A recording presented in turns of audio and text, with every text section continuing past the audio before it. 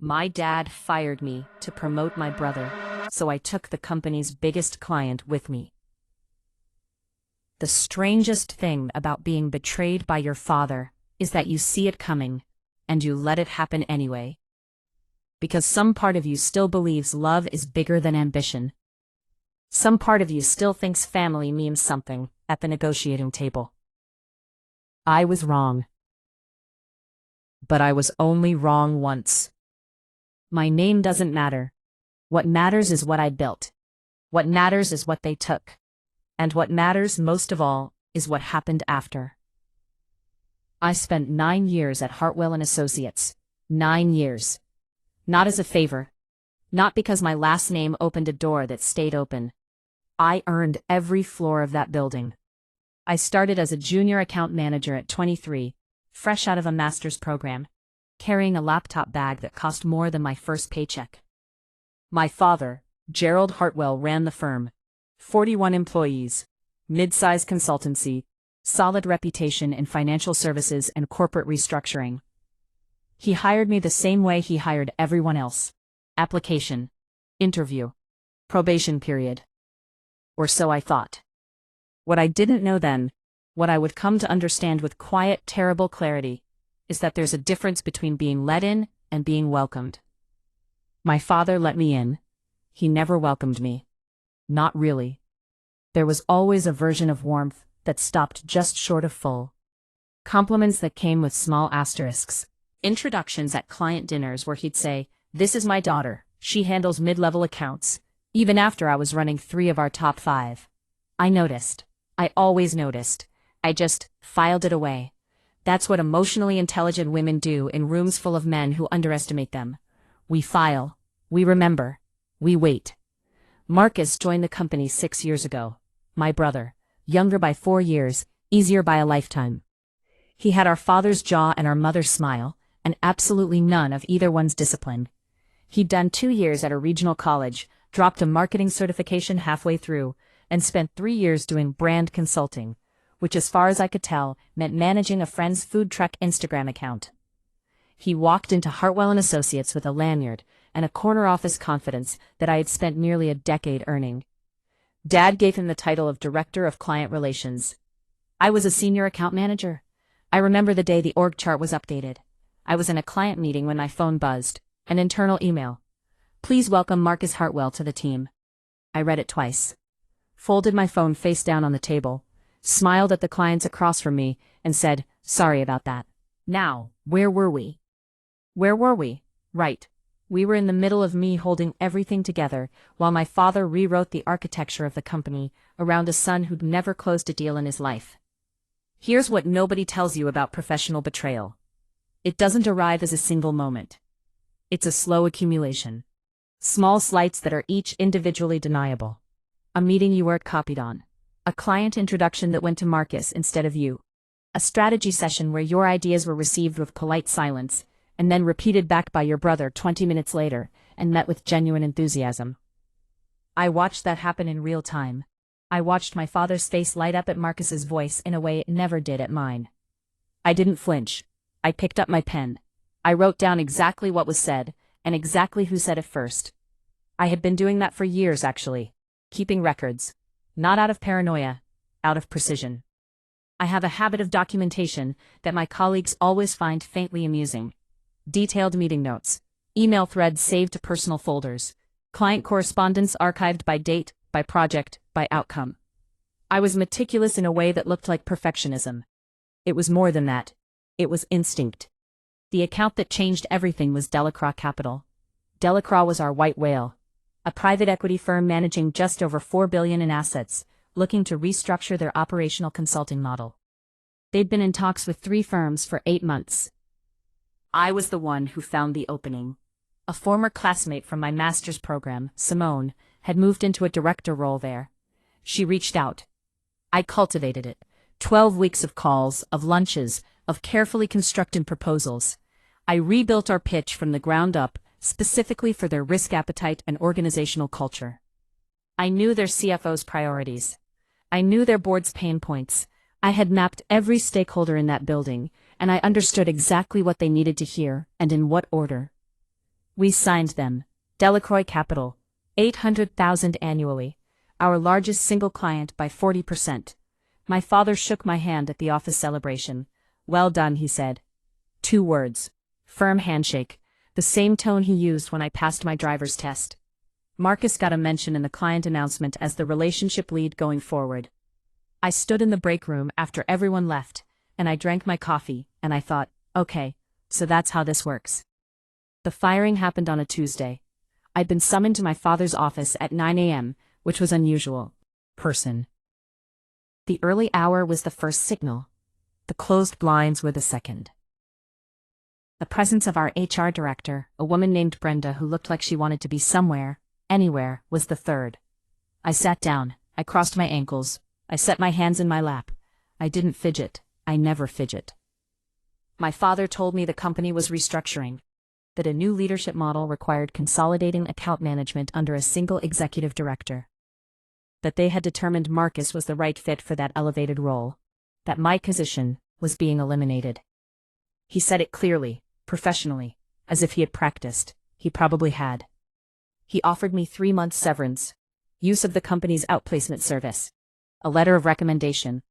He offered to write me a letter of recommendation, and the assurance that this was strictly a business decision. I looked at him for a long moment. Long enough to make Brenda shift in her seat, long enough that my father's chin lifted slightly.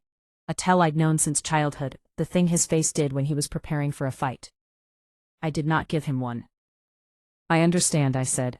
I'll need until the end of the week to transition my files. Of course. I stood. I shook his hand.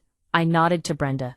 I walked out of his office, down the hall, past the team who didn't yet know, past the framed photo of our firm's founding that had my father's face and not mine, through the glass doors and into the elevator.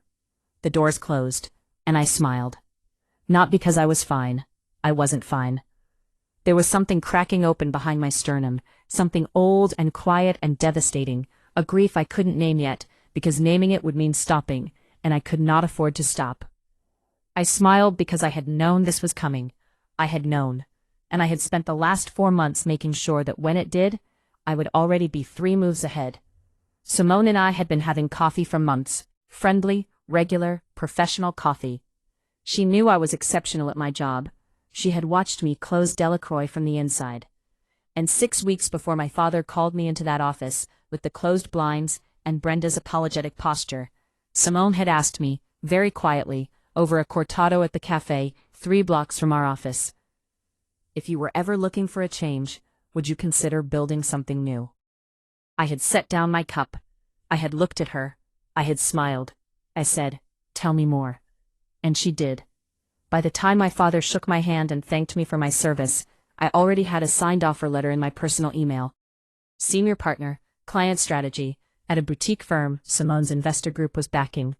Equity stake, my name on the door, real authority, real credit. And Delacroix Capital? They had a relationship with me, not with Hartwell Associates.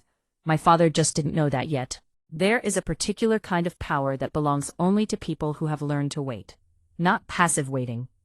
I mean the other kind. The kind that plans. The kind that moves in silence, while the people around it mistake stillness for surrender. My father mistook my stillness for surrender. He had been doing it for 9 years. I suppose I shouldn't have expected him to stop now. I used the full week. Every day I came in, dressed the same, spoke the same, moved through the office with the same measured calm that had always made my colleagues slightly uncertain whether I was angry or fine. I answered emails. I attended a client call. I had lunch with 2 of my junior managers and said nothing that wasn't professional, careful, and kind. What I was actually doing was simpler than it looked. I was separating what was mine from what was theirs. This is important. I want to be precise here because precision matters and I've never been careless with it. I took nothing that belonged to Hartwell Associates. Not a single file, not a single internal document, not one piece of proprietary strategy. I didn't need to. Everything I needed, I had already built inside my own head over 9 years. Client relationships cultivated through my time, my personality, my judgment. Correspondence in my personal email. Meeting notes and notebooks I had purchased myself. At a stationery shop 2 blocks from the office, with my own money, because I've always known that the tools of thought belong to the thinker. I left their systems clean. I left their records intact. I left absolutely nothing for anyone to point at later. On Friday afternoon, I handed in my access badge, my parking pass, and a typed transition document so thorough that Brenda actually looked up at me and said, "This is incredibly detailed." "I know," I said. And I walked out. The new firm was called Meridian Advisory Group. Small, intentional. Simone's backers had been building it quietly for 18 months, waiting for the right anchor hire before they launched properly into the market. That anchor hire was me. My title was Founding Partner, Client Strategy. Founding Partner. I said those two words in the mirror on Monday morning, not out of vanity, but because I needed them to land. I needed to feel the full weight of what had just happened, what my father had accidentally done for me by pushing me out. He had removed every reason I had left to be loyal. He had cut the last thread connecting my ambition to his ceiling. He thought he was ending something. He was actually starting something. Simone and I met that Monday with her legal team and Meridian's two other founding partners, Rafe, a former Goldman analyst, and Dr. Priya Anand, who had built and sold 2 boutique risk consultancies before 40. These were serious people, the kind of people I had always wanted to be in a room with, and rarely was at Hartwell, where the culture rewarded the loudest voice rather than the sharpest one. We talked about pipelines. We talked about positioning. And then, almost as an aside, Simone slid a folder across the table and said simply, "Delacroix has been in touch." I did not look surprised. I had been expecting this. I had known it was coming because I had made it come. Carefully, slowly, over months of genuine relationship building with their CFO, a measured man named Daniel Reeves, who chose his consulting partners the way he chose everything, on the basis of trust, track record, and the quality of thought. I had sent Daniel a brief professional email 3 days after my father fired me. No drama, no grievance, just the facts. I was moving on. I was joining Meridian. I wanted him to know directly and personally, rather than hear it secondhand. He had replied within 4 hours. "I'd like to set up a call. Now here's where I need you to understand something about Delacroix Capital." They were not simply a large client. They were a signal. In our industry, the clients you carry communicate something about you, your caliber, your access, your reliability under pressure. If Delacroix followed me to a brand new boutique firm, it would tell the entire market something very specific. That I was the relationship. That I had been the asset, not the firm. That Hartwell Associates had, in eliminating me, eliminated the very thing that made them worth Delacroix's business. Daniel Reeves understood this. He was not a sentimental man, but he was a perceptive one. He had spent 8 months watching me before he signed that original contract. He knew exactly what he was looking at. What he told me on our call, quietly and without embellishment, was this. Hartwell had already reached out. Marcus had sent him a warm, confident email introducing himself as the new relationship lead and suggesting a dinner to reconnect and align on the year ahead. Daniel paused after telling me this. "He referred to you leaving as a reorganization," he said. "He didn't mention that you'd been let go." There was silence on the line. "How would you like to proceed?" I asked. Another pause, and then, "I'd like to bring Delacroix to Meridian, assuming the terms are right." "They will be," I said. "I'll have something to you by Thursday." I spent 2 days building that proposal. It was some of the cleanest, most precise work of my career. A full-service restructuring of their consulting model, priced at a rate that reflected our boutique positioning, but structured around a 3-year engagement that justified the relationship investment. I knew their numbers. I knew their board's priorities going into Q2. I knew exactly how Daniel would read every paragraph, and I wrote it accordingly. Thursday morning, I sent it. Thursday afternoon, he called. "We're in," he said. 9 words. That was all. 9 words, and Hartwell Associates lost $800,000 a year.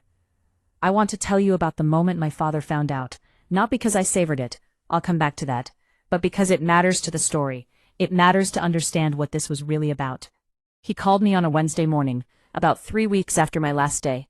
I was in my new office, actual office, glass walls, my name on a plaque that hadn't been there the week before, reviewing a client brief.